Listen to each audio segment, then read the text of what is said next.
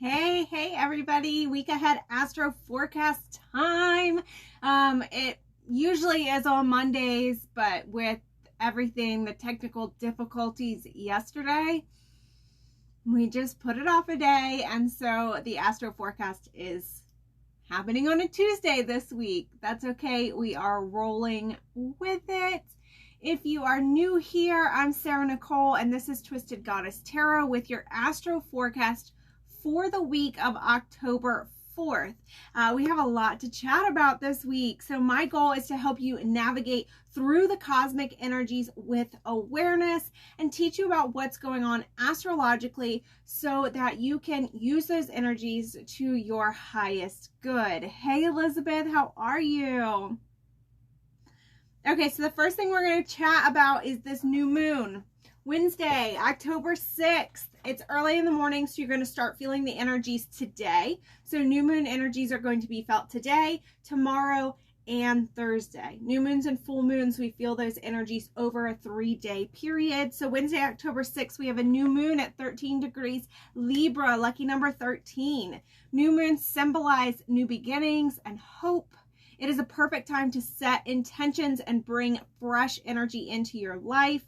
When the moon is in Libra, you are motivated to stay true to yourself, okay? We do have a big theme around boundaries when we see Libra, and there's a lot of Libra energy right now. Sun's in Libra, Mercury's in Libra, Mars is in Libra, and now the new moon is going to be in Libra. So there's a lot of Libra energy about being true to yourself, finding balance, finding harmony, but also making sure we stick to strong boundaries within our relationships.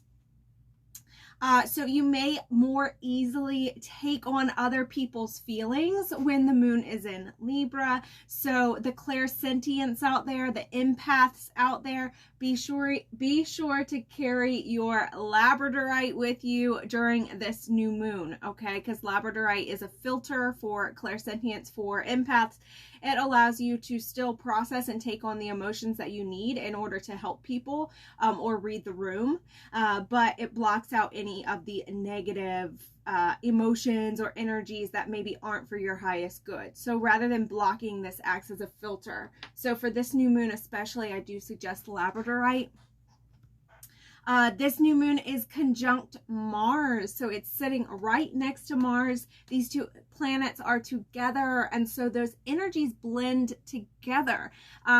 This is potent manifesting energy because Mars is the planet of action. Mars is the planet of your drive. Mars is the planet that says get up and go get what you want. So new moon, which is setting intentions, manifesting energy, and then Mars sitting right next to it saying get up, go get what you want, right? Potent manifesting energy. Mars will give you that fire energy that you need to not overthink your intention and instead just go for your intention. Yes, Lisa, I don't know. I don't know. So let's chat about what intention. This is something that I find people struggle with the most probably, is when a new moon rolls around and they know it's intention setting time and it's like, you know what you want out of life, but for some reason when we're told, okay, set your intention, we start to overthink and we start to say, oh my goodness, what should my intention be? I don't know, and we overthink it. So astrologically, we are going to go through a run through, and I'm going to give you what area this new moon is going to be activating in your life based on your rising sign. And through that, you're going to be able to set an intention based on what area of life this new moon is happening for you. This is a much more powerful way to set intentions. It's a much more intentional way to set intentions rather than just saying, well, this is what I want to work on, which that's fine too. But when we pull in the astrological factor of it, when we pull in like, this is what is aligned for you right now astrologically, it gives you more manifesting ability in your moon workings. And this is actually something that I plan on offering. So be on the lookout for that. At the beginning of the year, I plan on offering a reading where I pull up every full moon and new moon for the year. and I tell you what area of life that's going to be affecting for you so that you have a manifesting plan for the entire year. So stay on the lookout for that. But until then, let's just talk about this Libra new moon happening on Wednesday, but you'll start feeling the energy of it today. Now, remember, this is by rising sign or ascendant sign. This is not by your sun sign, okay? This is by your rising or ascendant sign. If you don't know your rising or ascendant sign, you can go to astro.com. You can put in or you can just Google birth chart. You can put in your date of birth, time of birth, city of birth, and it will give you your ascendant or rising sign. So let's start with Aries, of course. If Aries is your rising sign, then this is the new moon is going to be in your 7th house of partnerships and marriages, one-on-one relationships. So your intention should be set around improving your relationships if you're an Aries rising. If you're a Taurus rising, this Libra new moon is going to be happening in your 6th house of health, daily work, and routines. So your intention should be set around your health, around your day-to-day life, maybe improving your diet, improving your routine, maybe even manifesting a better job or a promotion. Something like that would be very aligned for my Taurus risings. If you are a Gemini rising, this is going to be happening in your 5th house of pleasure and passion. So if you're a Gemini rising, your new moon intentions for this new moon should be centered around something fun, activating your creative energy, taking more time to play, taking more time to take in pleasures and be passionate. Romance is also in there. So if you're wanting to manifest some romance, this is a good time for the Gemini risings. If your rising sign is Cancer, then this Libra new moon is happening in the 4th house of home and family. So we're looking at the home. We're looking at your inner world, your inner security. That is where your intentions, that's the realm that your intentions should look for my Cancers. Leo rising, this is in the 3rd house of communication and perception. So for my Leo risings, I would set an intention surrounding expanding the conscious mind. If there's something you want to learn, maybe if there's a course that you want to take or something that you need to communicate better, I would definitely focus it more around the mental realm, okay, your intentions. Virgo, it's going to be in the 2nd house of values, resources, and assets. So for my Virgo risings, that's me, I'm one of them. This is definitely a good money manifestation new moon for you. Absolutely. Libra, since it's a Libra new moon, it's going to be in your 1st house of self and identity. So for my Libra risings, your new moon intention to be best aligned astrologically would be around self-improvement, self-love, self-acceptance, okay, somewhere along those lines. If you are a Scorpio rising or ascendant, this is going to be in your 12th house of secrets and surrender. So your intention should be focused around spirituality, spiritual growth, perhaps eliminating some self-destructive behaviors, possibly getting a little bit deeper into meditation, getting deeper into Akashic records, things like that. So this could be a really powerful spiritual growth lunation or lunar cycle for the Scorpio risings. If you're a Sagittarius rising, this Libra new moon is going to be happening in the 11th house of community and friendships. So your Sagittarius, your new moon intention, I would think would be centered around your community in some way, growing bonds, strengthening bonds, getting out there, building your community a little bit deeper. If you're Capricorn rising, 10th house of career and reputation is where this is going to be happening, which is your house. So I achieve is the key word there. So yes, this is going to be all about career manifesting, getting yourself seen more in the public image, things like that, getting that recognition, getting that reward. If you are an Aquarius rising or ascendant, this is going to be happening. This Libra new moon is going to be happening in your 9th house of education and spirituality. Talking about exploring, expanding your horizons. So manifest some travels, manifest some exploring different cultures, exploring different areas, manifesting, setting your intention around learning deeper, higher learning. Maybe if you wanted to go back to college or enroll in a course, if you just wanted to expand your horizons and get a deeper wisdom, this is a really good time for that for my Aquarius risings. And then last but never least is my Pisces rising. This Libra new moon is going to be happening in your 8th house of transformation and intimacy. So we are manifesting, Pisces rising, you are manifesting rebirth and transformation, okay? And yes, deeper intimacy with people that you care about. So that is where you are going to want to put your focus on based on your rising or your ascendant sign. I hope that helps. Does that help you guys kind of form your intentions? I'd like to do that more often. So also on Wednesday, we have Pluto. So I don't know if you guys saw my post about all of the planets we have in retrograde right now. So many. There's like 7 planets in retrograde right now. Well, here's some good news. This month, we're going to start seeing some of those planets come out of retrograde and start moving forward and start stationing direct again. So this month is where we start having that forward momentum again. Pluto is going to be the first one stationing direct in Capricorn on Wednesday, tomorrow, which means we have one less planet in retrograde, right? A little more clarity coming back. Pluto is the planet of personal power, healing, and transformation.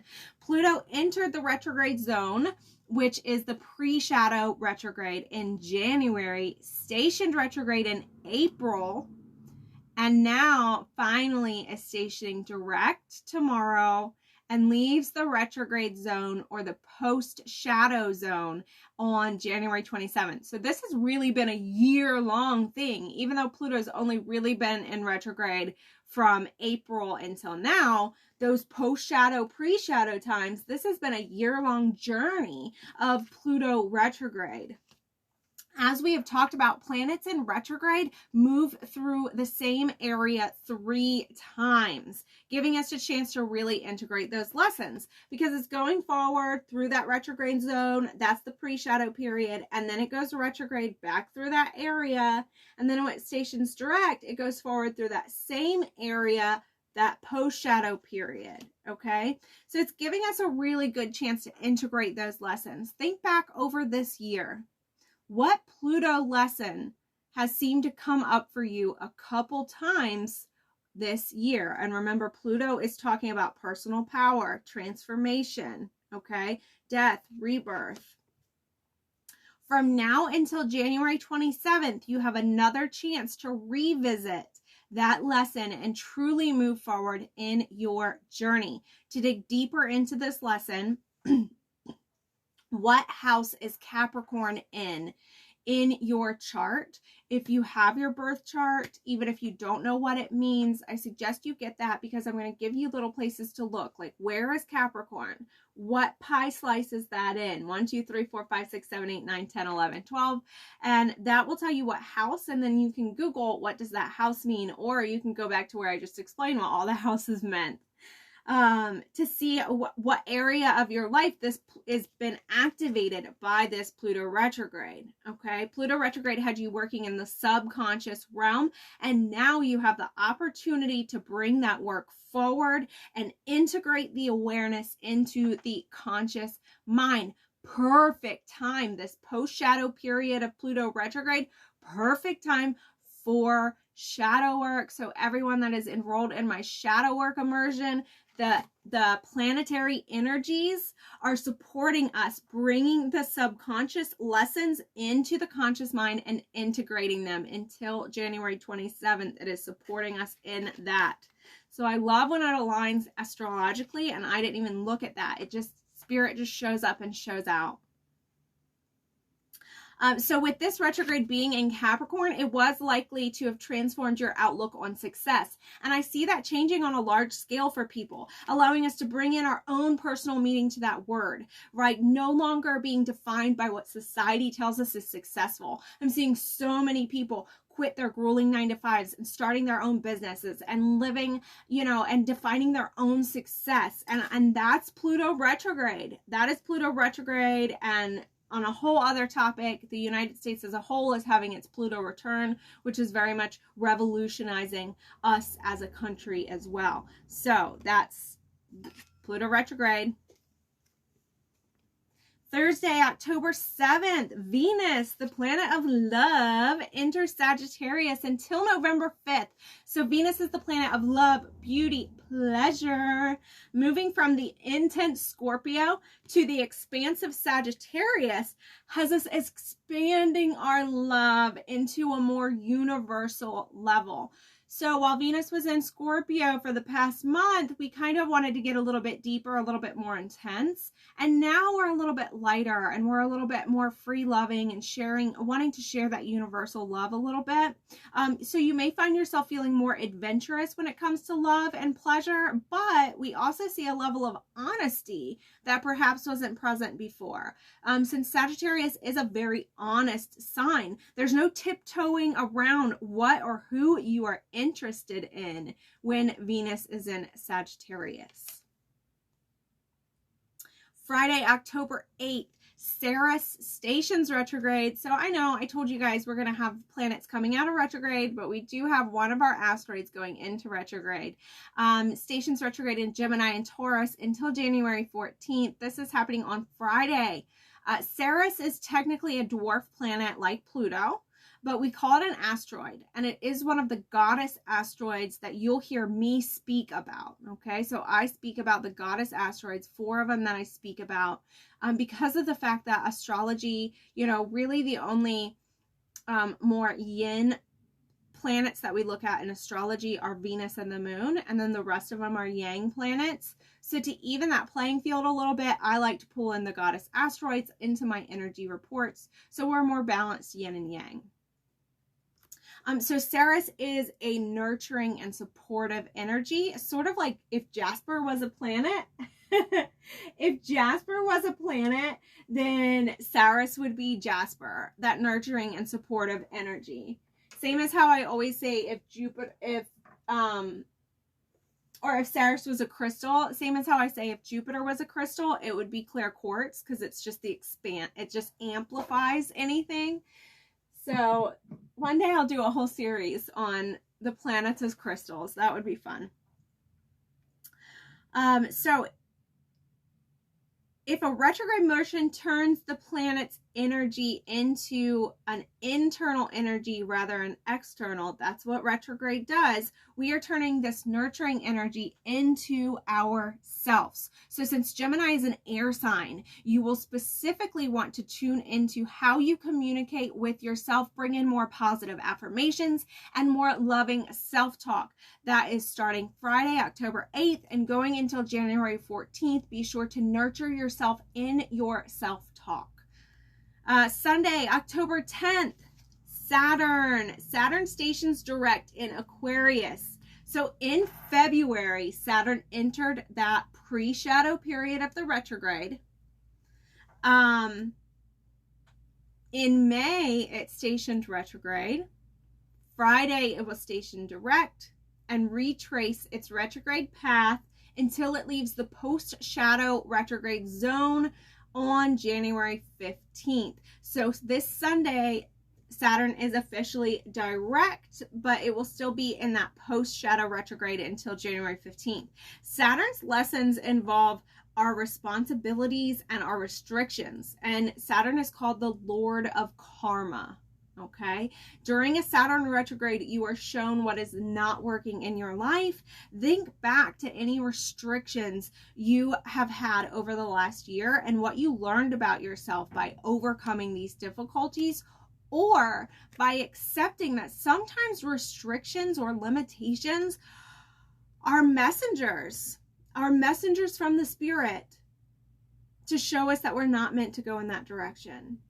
Okay, so sometimes our restrictions, our limitations are put there to test us, to push us, to strengthen us. And sometimes they're put there to just say, hey, this isn't the way. You know, find a path that's a little bit less resistant for you. And it's up to you to trust your intuition on whether that roadblock means one thing or the other. Remember, one of the key aspects to this retrograde, to Saturn retrograde, was when Saturn was square Uranus. That was a big, big theme for this entire year, asking you to balance your need for freedom with your need for routine. As it stations direct, you'll be asked to implement that need for balance. Some of you needed more freedom. Some of you needed more of that Uranus energy, okay? And some of you needed more routine and more structure. Some of you just did. You needed more Saturn energy. So think back over this last year and how you were being called to balance out the structure, routine, responsibility with the freedom. Okay, and think about how you were called to balance that out. Which one did you need a little bit more of? And now it's really your time to start implementing that and balancing those two energies out. Okay, so that's all we have to talk about astrologically. I always like to end off pulling a couple cards for us. One tarot just to give us the theme of the week. And I got the Ace of Swords, which I love because we are starting to get some of those retrogrades coming out of, or some of those planets coming out of retrograde and moving direct. And the Ace of Swords is all about that clarity of the mind and regaining that clarity and getting that moment of like, aha, okay, I know what we're doing now. Okay, so that's what we're talking about. We're seeing thought, and we're having new ideas, and we're definitely having new ways of thinking about things as these planets start to go out of retrograde and into a direct motion, and we start to get that sense of clarity again. So that was our theme for the week. And then I always like to pull a sacred self-care oracle card to just show us how to take a little bit better care of ourselves and to give ourselves some love this week. And we did get make a meal. And this is interesting because with that Ceres going retrograde, and how I said we're internalizing that nurturing. So we're giving that nurturing to ourselves rather than always giving it to someone else. When is the last time you have made a meal for yourself with the thought of nourishing and nurturing your mind, body, and soul? Not just because you need to eat, but because you want to nurture yourself. So the affirmation is, I am nourished by food infused with love. So make yourself some food this week with love and intention, and really be mindful while you're eating it, and imagine it just nurturing and nourishing yourself. Okay? All right, loves, that was our weekly Astro report, and next week it'll be on Monday, hopefully. Oh, I hope you all have a beautiful week. I always love when you come back in throughout the week and leave some comments and let me know how you are feeling these energies and how they're affecting you. Okay? Mwah.